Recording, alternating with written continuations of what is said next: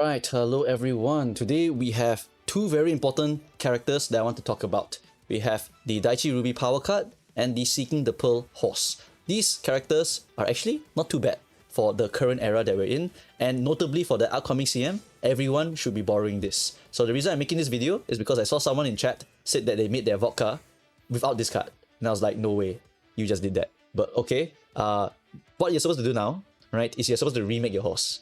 Because this card is literally very important for upcoming sprints and mile CMs. Both of them, you will see this card appear multiple times. It's a very significant niche card for those two types of CMs. So it's not necessarily that you need to go and pull this card, but you need to at least have it at 0 LB, 1 LB, or even a borrow option inside your deck. Usually most people is just going to borrow rather than spend the gems on this, okay? So just take that into mind, right? So why is this card so good? Right, it's not really because of the stat lines here, but I'll mention them anyway. First off, power bonus of 2 at bond gauge 80. This effect is active at 1 LB already, which means that you always get that 2 power bonus, can pump the power pretty damn decently.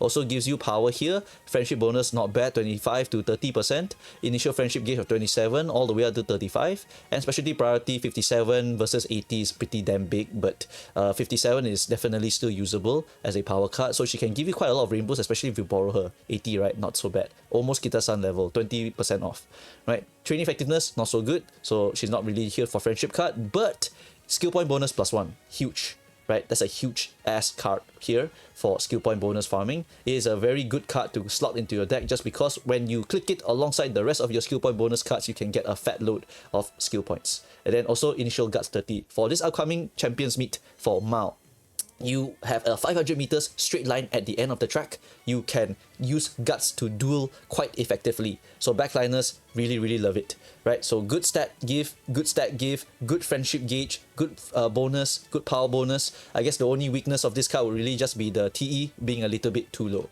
But that's not going to be a big deal because the rest of your deck would help to compensate for this card also, right? Now, of course, power card, we don't want to click it so much because power card means that we are diluting our deck. 2 speed cards, 2 wit cards, and then 1 power card. So we click the power, it's not going to have too much buffs to it, right? Not a lot of TE buffs to it, not a lot of SP buffs to it. But at least this card has this part, so it's actually really quite good. But more importantly, this card is a borrow just because we want to get this skill here. This skill is worth it. It is the flash forward go skill that gives you a 0.4 acceleration. This requires you to be in the back 5 positions and then you need to overtake a target. So it's usually used for late surger and closer rather than for pace chaser, right? So this skill, very strong. Why? Because of the proc timing. The moment you overtake in phase number 2, which is the late race, you will get this to proc. It is very good. It is a better skill than your on your left skill. So if we were to use this simulator here, just very quickly, I made a late surger with good speed, good power, good wit, and the stamina guts around here, which is the standard that you all should be trying to aim for here, right? The wit higher is good because downhill can lower stamina consumption. Uphill here, important for power, and power conservation mechanic means that after 1201 power, every little bit of power you get will give you more excel that triggers around here, which is perfect. So we all know about angling and scheming. Angling and scheming trigger here, beautiful. 0.2 excel, early proc, humongous boost to our acceleration. But now we have these 2 skills here for late surgers. And the flash forward, as you can see here, is triggering almost at the timing of angling, but at 0.4. But that's only 1 rotation. Now I turn on the auto rolling seats here, so it's going to be a different seat every time, and we just roll. Flash forward, okay, now a little bit later, but still pretty damn good, right? Then here, quite early, pretty good. Here, quite early, pretty good. Here, quite early. On your left, unfortunately, roll bad. On your left, while it was buffed, it is now phase first half random, which means that you take this phase, you cut it in half, and then this skill will be able to trigger within that range. And sometimes it can roll pretty mediocre, which is like this, and sometimes it rolls really well like this. But flash forward, you see, right, it's mostly staying around here, right? Sometimes it go a little bit to the right, but it's mostly staying around here. Like that, for example, it moved a little bit more to the right. So if it moves a little bit more to the right, it kind of sucks. But one thing to note is that this is an overtake requirement, and right now I'm only making them fight 1 horse. But actually in real life, you're going to be fighting multiple horse. And multiple target mean this thing gonna trigger way more, right? It's like a nimble navigator, but for lead surges. And it's going to trigger quite frequently around here. 0.4 XL, 0.4 versus a 0.2 front runner horse. I think 0.4 XL, you can catch that guy already if you only trigger 0.2, right? You add on your left on top of that, or even a stick surge on top of that, is already more than enough to catch up to the guy, right? So that's why lead surger is really quite powerful with the addition of this skill. If your horse have this skill plus on your left, you basically have all the accelerations you possibly need for this CM, for example. Then all you need for the rest of the character is just a bunch of speed, just a lot of speed already, right? And thankfully this card also gives you speed, right? You can get lead surger corners randomly from this hint over here. You can get gap closer, which is, although to be fair, not super awesome, but it's still a +1. And you can also get straightaways here, and then you can also get fearless here, can get slick search here, right? And then hesitance, all this is also not bad for debuffing as well. Okay, so this is basically a very, very solid card for our time. Later on, there will be much better cards than her, obviously, but we can always borrow her and use her just to get this skill, and this skill is very, very strong. It will help you win almost unwinnable games. When you look at it, you're like, oh my god, the gap is so big. Boom, flash forward on your left, perfect proc, you are running it down. You win just off of that. Right, very, very insanely powerful skill. Please do try to shove this into your deck as much as possible. Here is a sample loadout that I've made up, which can allow you to make a very strong lead surger. Of course, if you are lacking something like Nice Nature, it's fine. You just take the slick search from the card or from your inheritance, and then you just put in a Mr. CB. Right, just put in a Mr. CB, for example. Then just get 1 SP bonus over here. Nice Nature is not exactly a really awesome card either. It gives you a lot of wit, but it doesn't give you a lot of skill point bonus. Fine Motion will be the main wit output card in your deck. But of course, if you have other better options, like maybe other cards with good friendship and good specialty and good SP bonus, you can slot those in as well, whichever variation of them you have. Right, but something like this is perfectly serviceable. 1 LB with MLB, and then borrow the Daiichi Ruby power card here. Maybe no Tachyon, never mind. I just put another speed card that can help you. Right, the Tachyon is just nice for the SP bonus, but you have plenty of options nowadays with Esmaru, Kitasan Black, blah blah blah. Right, you can use any of these options here, and you basically have a +1 speed card. Of course, try not to shove it out, but sometimes no choice, have to shove it out lah. Yep. Right, so that's pretty much it for this section here. But next we want to talk about our horse. The next horse we want to talk about is going to be your Seeking the Pearl. Seeking the Pearl is actually a very, very solid horse, but some of you will not want to pull her, right? Because you have a replacement for her. So I just want to quickly talk about why this horse is very good. It has a 10% speed and 20% wit, so the power and the stamina are gonna have to do a lot of work to try to pump these up, right? She's a sprint and mile horse, and her unique is very similar to Oguri Caps. 200 meters remaining. Literally the same thing you will see on Oguri Cap. Also 200 meters remaining. If you are within 10 meters from the first place, you will get 0.45 speed.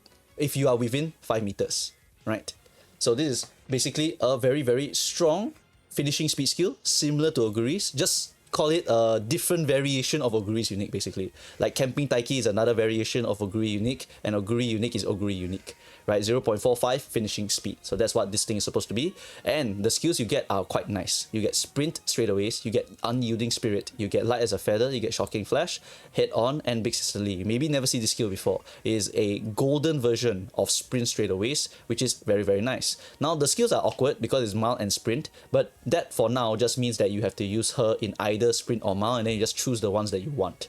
Later on in the evolved version, they will fix it so that you can pick anyone for any position. You can go for sprint mile, you can go for sprint mile. This horse is very, very strong. Having an Oguri unique means that even if this horse is not an S tier horse, like super duper broken for that CM, you can still win with her because she's at least an A tier horse, right? Every single time. Having Oguri unique, having good goal for that CM, always having head on, always having white head on is very, very valuable also.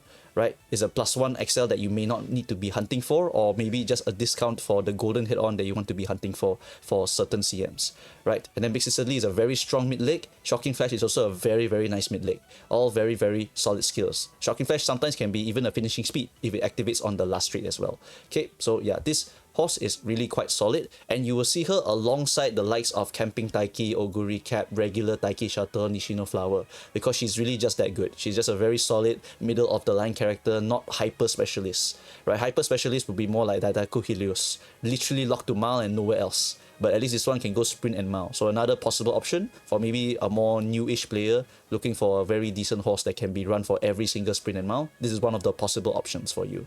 Okay, so that's pretty much it. Talking about this horse is not going to be taking too much of my time because mostly I wanted to talk about the card. This card really will win you a lot of games, and having it versus not having it can be literally game defining, right? This skill is just that important. However, if you are Pace Chaser Frontrunner, do you care about this card? No. Alright? No. If you are running them Pace Chaser, there's only one situation where this skill will work for you, which is if the lobby is Giga Pace and Giga Front, which can happen. Alright? If the lobby is Giga Front and Pace, maybe you push all the way to 6 or 7 position. Right, then you can maybe overtake and then get the excel, but that's like little bit copium. I personally don't like to believe in those kinds of things, but it's inevitable that you will have some situation where there's like 9 pace or like 3 front 6 pace, something like that, like our previous CMs, right? Well, this case here, then this skill can be used on Pace Chaser, right? But otherwise, I wouldn't really want to use this on Pace. Most of the time, it's for late end. Late end is always going to be here. Right, so it's much more consistent for them to go and grab it, right? But ultimately, if you want to try to gamble on it, you can, but you don't need to because you have another card. Pace Chaser have another card, which is your Daiwa Power card. It's significantly worse than your Daiichi Power card, but it will give you Golden Hit On if that is what you're looking for. And that is a 0.4 XL first half also, right? So it will give you a very nice boost to your acceleration. Then after that, you just hunt down any other specific excels like Nishino Flower or Taiki Shuttle, depending on the track. Okay, so that's it for this entire talk here. Wanted to just make sure you guys understood what you need to do for this upcoming banner. For whether you want to pull it or not, you guys decide yourself. Because I personally am just going to borrow it whenever I feel like making a late surger. And if I don't have a certain other card like Nice Nature or whatever, I'll just accept it.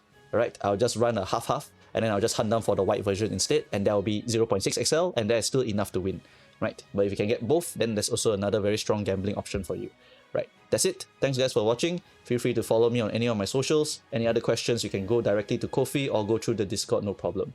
Right? That's it guys. Thanks for watching. Bye-bye.